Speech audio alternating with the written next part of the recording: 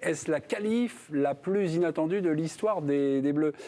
Jean-Louis, vous voulez tout de suite mettre un rouge ou pas? Non, non. Ah non, vous me faites peur là. J'aime pas cette couleur en plus, moi. Quand elle est en face de toi. Bonjour à Yannick. Ouais,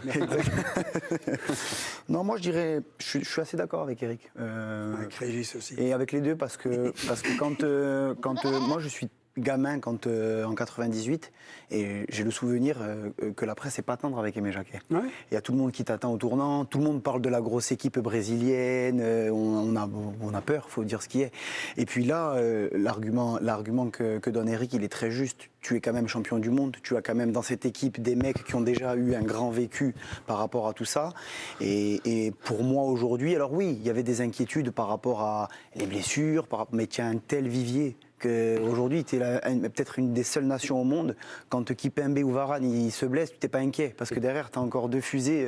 Enfin, deux fusées qui n'avaient jamais rien prouvé. Oui, mais ils n'avaient jamais rien prouvé, mais Pavard et Hernandez aussi n'avaient rien prouvé, zéro vécu, et ont été champions du monde il y a 4 ans. Donc, Hervé Pelot, est-ce que vous demandez audience au président, pourriez avoir audience, s'il vous plaît. Merci beaucoup.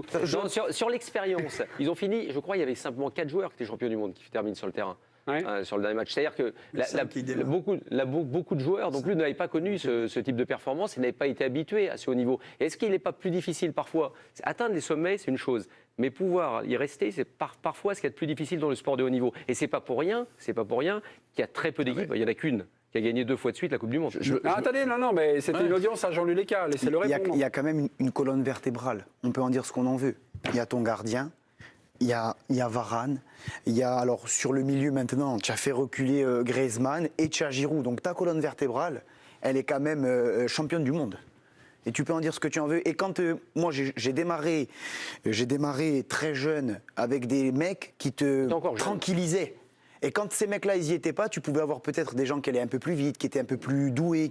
Mais quand ces mecs-là, ils n'y étaient pas, moi j'ai joué avec Toto Schilacci ou François Modesto, ben, quand ils n'étaient pas dans l'équipe à Bastia, on pouvait avoir des jeunes qui étaient plus talentueux, et tu te disais, merde, ils sont pas là les cadors. Et les cadres, ils sont pas là. Et là, la colonne vertébrale, elle est là. Donc c'est un point pour Régis Testelin et Éric Blanc. Du côté de Doha, Sébastien Tarago, sur ce parcours finalement qui se termine plutôt bien, pratiquement en apothéose, on va attendre dimanche.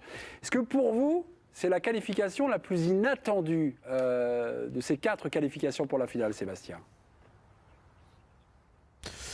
Je trouve que le match est serré avec 1998, mais si je devais choisir, je choisirais 98. J'ai l'impression qu'il y avait plus d'équipes forte et j'espère que ce n'est pas simplement la nostalgie qui me fait dire cela. Il y avait une équipe qui jouait vraiment mal, personne ne s'attendait à ce qu'elle puisse renverser des nations aussi fortes. Vous vous rappelez encore du 8e de finale face au Paraguay où c'est passé vraiment très très limite.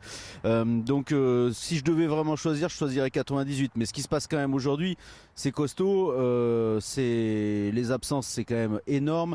Il y a eu des changements de système depuis 2 ans désormais. On comprenait rien là où voulait aller Didier Deschamps. Lui-même était un peu perdu, franchement.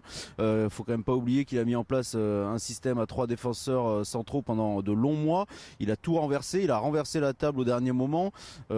Ça, plus les forfaits, notamment du Ballon d'Or, c'est quand même pas rien. Donc c'est incroyable ce qui est en train d'être effectué. Et moi, je m'y attendais pas. Jules Koundé, Sébastien, on est une équipe hier soir qui sait souffrir, on ne baisse jamais les bras, on a été parfois sur un fil, mais on a encore été une fois très solidaire.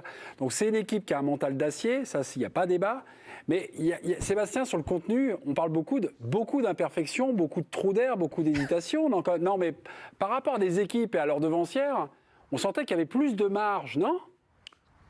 98... Bah, si vous parlez de 2006, excusez-moi, je vais parler à Guillaume Dufy 2 petites secondes. Il est intenable, hein. C'est-à-dire que ça fait 10 ans, 20 ans qu'il fait de la télévision et il comprend pas toujours que quand on est à l'extérieur et qu'il continue à parler, et ben en fait ça vient dans les oreilles et c'est impossible de s'exprimer. Merci oublié. Guillaume, je t'aime très fort. Mais ouais, mais t'es invivable. Mais je t'aime. C'était quoi la question ? C'est trop tard, Sébastien. Non, mais c'est ce que disait Jules Koundé. Alors, on est généreux, on est machin, mais on est parfois sur un fil. Cette équipe est un mental d'acier, ça c'est acquis. Mais par rapport à ses devancières, aux équipes de France qui ont accédé, j'ai l'impression qu'elle a moins de repères, elle a moins de marge en elle-même. Elle ne nous offre pas fondamentalement des matchs très aboutis. Non, mais en 2006, par exemple, le premier tour avait été pas loin de catastrophique. Et puis, il y avait une montée en puissance. Il n'y a pas eu de match aussi catastrophique en 2022 qu'en 2006. Mais en revanche, il y a effectivement aucune maîtrise. Et la maîtrise qu'on a pu voir en 2006 au fil des tours, en huitième, en quart, etc., eh ben, on la retrouve pas ici. Ça, c'est certain. Alors, on est toujours embêté de pointer les failles d'une équipe qui est en finale de Coupe du Monde, mais ce qui fait plaisir, c'est que même les joueurs en ont conscience visiblement. Franchement, j'ai l'impression que si... non, je vais pas le dire, parce que ça va poser des problèmes. Mais si l'équipe de France jouait contre une équipe très très faible, elle laisserait quand même la possession à l'adversaire, on va dire. Okay. Bah, vous l'avez dit quand même. J'allais dire un club d'Auvergne. Ok, très bien.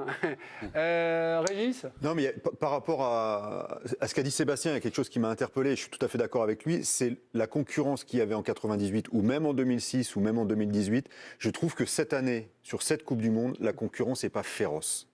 Je pense que les équipes jouent à un niveau qui est légèrement en dessous de la moyenne du niveau général des Coupes du Monde précédentes. Voilà. Il n'y a pas une adversité énorme. J'ai l'impression que tout le monde peut un petit peu la gagner. À un moment, on a cru que les Pays-Bas pourraient la gagner, l'Argentine, la France, le Maroc.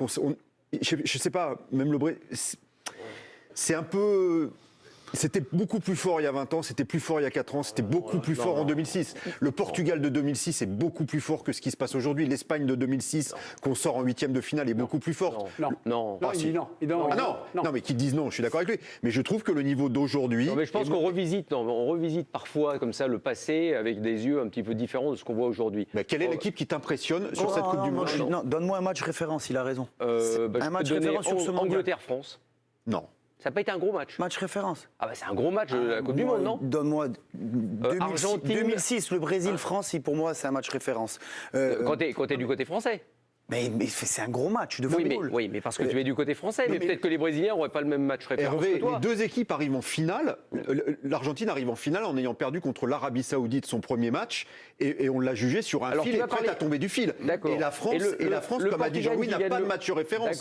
Donc les deux finalistes sont arrivés... D'accord. Et le Portugal qui gagne l'Euro, parce qu'on parlait du Portugal des années précédentes, quand il gagne l'Euro, il fait 3 matchs nuls en poule, il finit meilleur troisième. L'Euro, je te parle de la Coupe du Monde et de cette Coupe du Monde. Non, mais tu parlais par rapport à aujourd'hui. Et par exemple, le Portugal, tu parlais d'un Portugal ancien, qui avait, par exemple, celui qui a gagné l'Euro, il sort aussi de 3 matchs nuls avant de gagner l'Euro. Et il fait troisième boule. C'est-à-dire que parfois, moi je pense qu'on revoit aussi les matchs avec pas nos yeux d'enfant, parce qu'on n'était pas enfants quand même à l'époque, mais on n'a pas la même analyse. Quand on voit, je parlais à qui récemment, qui me disait, mais si on regarde les matchs aujourd'hui, le rythme, l'intensité, il y a 5-6 ans, je ne suis pas du tout sûr que les matchs étaient joués avec le même rythme. Mais moi je me mets côté, comme tu dis, je me mets côté français, je me dis, quel est le match qui m'a fait rêver? Le Angleterre-France, il m'a pas fait rêver. J'ai serré les fesses peut-être, mais il m'a pas fait rêver.